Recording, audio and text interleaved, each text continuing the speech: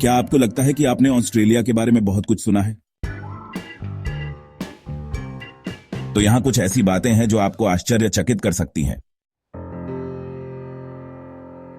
Australia में बहुत से लोग इसके शानदार समुद्र तटों और साल भर धूप के लिए आते हैं। वहीं न्यू साउथ वेल्स और विक्टोरिया के बीच फैले ऑस्ट्रेलियाई आल्प्स स्कीइंग के शौकीनों के लिए मक्का है। आमतौर पर जून और सितंबर के बीच बर्फ गिरती है, जिसका मतलब है कि उत्तरी गोलार्ध की गर्मियों के दौरान स्कीइंग के लिए ऑस्ट्रेलिया एकदम सही जगह है। उससे पहले प्लीज चैनल को लाइक, शेयर और सब्सक्राइब जरूर करें। भगवान आपकी सारी इच्छा पूरी करेंगे, तो प्लीज लाइक, शेयर और सब्सक्राइब करें। धन्यवाद। थ्रेडबो और पेरिशर कैनबरा के पास दो बड़े रिसोर्ट हैं, जिनमें से पेरिशर दक्षिणी गोलार्ध का सबसे बड़ा स्की रिसोर्ट है। ब्लू काउ माउंटेन सबसे लोकप्रिय क्षेत्रों में से एक है, जहां आवास और दौड़ की एक विस्तृत श्रृंखला के साथ साथ आल्प्स के शानदार दृश्य भी हैं। मध्य ऑस्ट्रेलिया के विशाल रेगिस्तान का मतलब है कि इस विशाल देश के तटों पर अधिकांश आबादी रहती है। पर्थ, सिडनी और मेलबर्न के बड़े शहर घूमने के लिए मशहूर जगह हैं, जहां चहल पहल वाले केंद्र और बोंडी की रेत से लेकर ट्रिग की लहरों तक कई समुद्र तट हैं। सीन 3, छोटे समुद्र तट वाले शहर। प्रमुख केंद्रों के अलावा सैकड़ों छोटे समुद्र तट वाले शहर हैं, जहां आप ऑस्ट्रेलिया की खूबसूरत तटरेखा का आनंद ले सकते हैं। सीन 4, पोर्ट मैकवेरी और एयरली बीच। न्यू साउथ वेल्स में पोर्ट मैकवेरी का भ्रमण करें और अपना खुद का डिनर बनाएं या क्वींसलैंड जाएं और एयरली बीच की पार्टियों का आनंद लें। सीन 5, सर्फ टाउन और बीच। ऑस्ट्रेलिया के द्वीप होने का मतलब है कि यहां हजारों सर्फ टाउन और बीच हैं, इसलिए भीड़ का अनुसरण करें और तट पर जाएं। तस्मानिया द्वीप शानदार आउटडोर अनुभव के लिए आदर्श स्थान है। यहां की हवा अंटार्कटिका जितनी साफ है, राज्य का लगभग 1/3 हिस्सा राष्ट्रीय उद्यान या विश्व धरोहर संरक्षित है। यह पैदल चलने वालों के लिए स्वर्ग है, जहां पूरे द्वीप पर पगडंडियां और पैदल रास्ते हैं, जहां तटीय रास्ते वाइन ग्लास खाड़ी और आग की खाड़ी के शानदार दृश्य दिखाते हैं। अगर पैदल चलना आपको पसंद नहीं है, तो कयाकिंग, माउंटेन बाइकिंग और द्वीप की गुफाओं की खोज का आनंद लें। वन्यजीव ऑस्ट्रेलिया के अनोखे जानवरों का विस्तार हैं, जहां पूर्वी क्वोल, जिन्हें अब मुख्य भूमि पर विलुप्त माना जाता है, आमतौर पर तस्मानिया के उपजाऊ खेत में देखे जाते हैं। ग्रेट बैरियर रीफ ऑस्ट्रेलिया का गौरव और आनंद है, जो लगभग 2500 अलग अलग रीफ से बना है और अंतरिक्ष से दिखाई देता है। यह देश के पूर्वी तट के आधे हिस्से तक फैला हुआ है, जिसका अर्थ है कि बहुरूप दर्शक कोरल का पता लगाने के लिए कूदने के बिंदुओं के रूप में उपयोग करने के लिए बहुत सारे स्थान हैं। रीफ की यात्रा शुरू करने के लिए केर्न्स सबसे प्रसिद्ध शहर है, लेकिन टाउन्सविले, पोर्ट डगलस और एयरली बीच में शानदार समुद्र तट और विभिन्न पर्यटन हैं, जो आपको रीफ का आनंद लेने के लिए ले जा सकते हैं। ग्रेट बैरियर रीफ को अपना घर बनाने वाली रंगीन मछलियों और कछुओं के बीच स्नॉर्कलिंग और डाइविंग निश्चित रूप से ऑस्ट्रेलिया की किसी भी यात्रा का मुख्य आकर्षण होगा। आप ऑस्ट्रेलिया जाएं और वाइन का स्वाद न लें, ऐसा तो हो ही नहीं सकता। वाइन के इतने सारे क्षेत्र हैं कि उनमें से किसी एक को चुनना मुश्किल है। ज्यादातर वाइन क्षेत्र न्यू साउथ वेल्स और विक्टोरिया में हैं। इसलिए अगर आप उनमें से कुछ को जानना चाहते हैं, तो सिडनी और मेलबर्न के बीच की सड़क यात्रा एक बढ़िया विकल्प हो सकती है। अपना समय निकालकर दक्षिणी हाईलैंड्स, टुम्बारुम्बा और अल्पाइन घाटियों का भ्रमण करें, जो ऑस्ट्रेलिया के सबसे खूबसूरत वाइन क्षेत्रों में से एक है, जहां सॉविनन वर्ट से लेकर शारडोने तक कई तरह के अंगूरों से वाइन बनाई जाती है। पश्चिमी ऑस्ट्रेलिया में भी कई अंगूर के बाग हैं, जो पर्थ से आसानी से पहुंचे जा सकते हैं। ऑस्ट्रेलिया के वाइन क्षेत्रों का आनंद लेने के लिए शहर से बाहर की यात्रा एक बेहतरीन यात्रा है। फ्रेजर द्वीप के रेतीले तट क्वींसलैंड की किसी भी यात्रा का मुख्य आकर्षण है। हार्वे बे द्वीप की खोज के लिए कूदने का बिंदु है,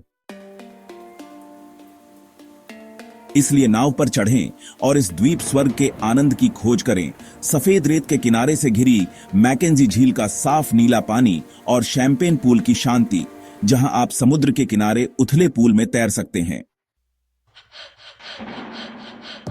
द्वीप पर 150 डिंगो हैं, इसलिए यह ऑस्ट्रेलिया के प्रसिद्ध जंगली कुत्तों में से एक को देखने का एक शानदार अवसर है।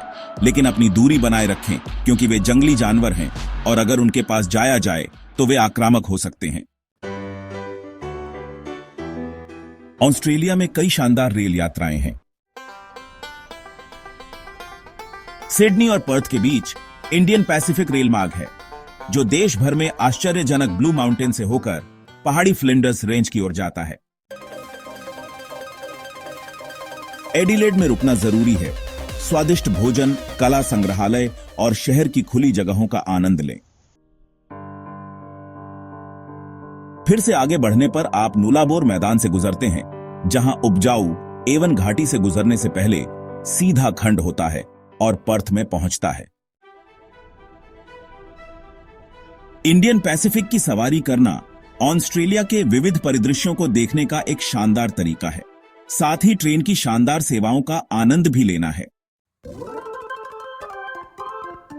ग्रेट ओशन रोड ऑस्ट्रेलिया में सबसे प्रसिद्ध ड्राइव में से एक है, जिसके रास्ते में शानदार नजारे और सुंदर नजारे देखने को मिलते हैं।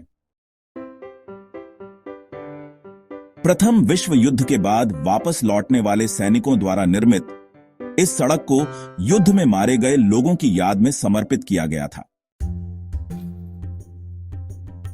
और इसे विक्टोरिया के ऊबड़ खाबड़ तट के किनारे बसे अलग थलग समुदायों को जोड़ने के लिए डिजाइन किया गया था। इस घुमावदार मार्ग पर 12 प्रेरित प्रसिद्ध स्थल हैं, लेकिन Split Point, Lighthouse Port Fairy के आकर्षक शहर और अपोलो बे का सर्फ तट भी घूमने के लिए समान रूप से सुंदर स्थान हैं। जून और सितंबर के बीच आप तट के किनारे दक्षिणी राइट व्हेल देख सकते हैं, जहां वे सर्दियों के महीनों में प्रवास करने आते हैं। यह सड़क टोरक्वे और एलनफोर्ड के बीच फैली हुई है, जो मेलबर्न और एडिलेड के बीच सतह क्षेत्र की सड़क यात्रा के लिए आदर्श है। ऑस्ट्रेलिया के जानवर दुनिया के सबसे दिलचस्प जानवरों में से हैं, जिनमें प्यारे धानी जानवरों से लेकर पक्षियों की एक विशाल विविधता शामिल है। देश के वन्यजीवों को देखने के लिए चिड़ियाघरों और पार्कों से लेकर जंगल में इन अनोखे जीवों को देखने तक के कई अवसर हैं। एसीन 6 कंगारू। न्यू साउथ वेल्स के खेतों और कृषि भूमि में कंगारुओं को देखना आसान है। सीन 7 कोआला और प्लैटिपस। लेकिन कोआला और प्लैटिपस थोड़े अधिक मायावी हैं, इसलिए यदि आप उन्हें जंगल में देखना चाहते हैं तो एक गाइड की मदद से वे स्थान दिखाएं जहां वे अक्सर छिपते हैं। यह बहुत उपयोगी हो सकता है। Scene 8 Sydney wild life world. शहर के केंद्र में सिडनी वाइल्ड लाइफ वर्ल्ड ऐसी जगह है जहां आप कुछ भी देख सकते हैं जो आपको याद नहीं है। सीन 9 उलुरु की विशाल चट्टान। उलुरु की विशाल चट्टान ऑस्ट्रेलिया के लाल केंद्र में स्थित है, जो झाड़ियों से घिरी हुई है और इस क्षेत्र में रहने वाली विभिन्न आदिवासी जनजातियों के लिए पवित्र है। सीन 10 यूनेस्को विश्व धरोहर स्थल। यह पृथ्वी पर उन कुछ स्थानों में से एक है जिसे सांस्कृतिक और प्राकृतिक दोनों सूचियों में यूनेस्को विश्व धरोहर स्थल के रूप में 2 बार सूचीबद्ध किया गया है। एसीन 11 ओल्गास। आश्चर्यजनक रूप से चट्टान का लगभग 2.5 किलोमीटर हिस्सा भूमिगत माना जाता है, जो ओल्गास से जुड़ा हुआ है, जहां चट्टान 16 मील दूर फिर से उभरती है। सीन 13 सूर्यास्त के समय उल्लुरु। सूर्यास्त के समय उलुरु का अनुभव करना इसकी सुंदरता की सराहना करने का सबसे अच्छा तरीका है और अंधेरा होने के बाद काले आसमान में चमकते सितारों की भरमार दिखाई देती है। Scene 14, Alice Springs. Alice Springs से उल्लुरु की यात्रा करना आसान है। यहां विमान से या एडिलेड से डार्विन तक जाने वाली रेलवे के घन पर रुककर पहुंचा जा सकता है। सीन 15, लाइक, शेयर और सब्सक्राइब। तो दोस्तों, उम्मीद है आपको यह वीडियो बहुत पसंद आए। अगर पसंद आए तो प्लीज लाइक, शेयर और सब्सक्राइब बटन जरूर दबा दीजिएगा। धन्यवाद।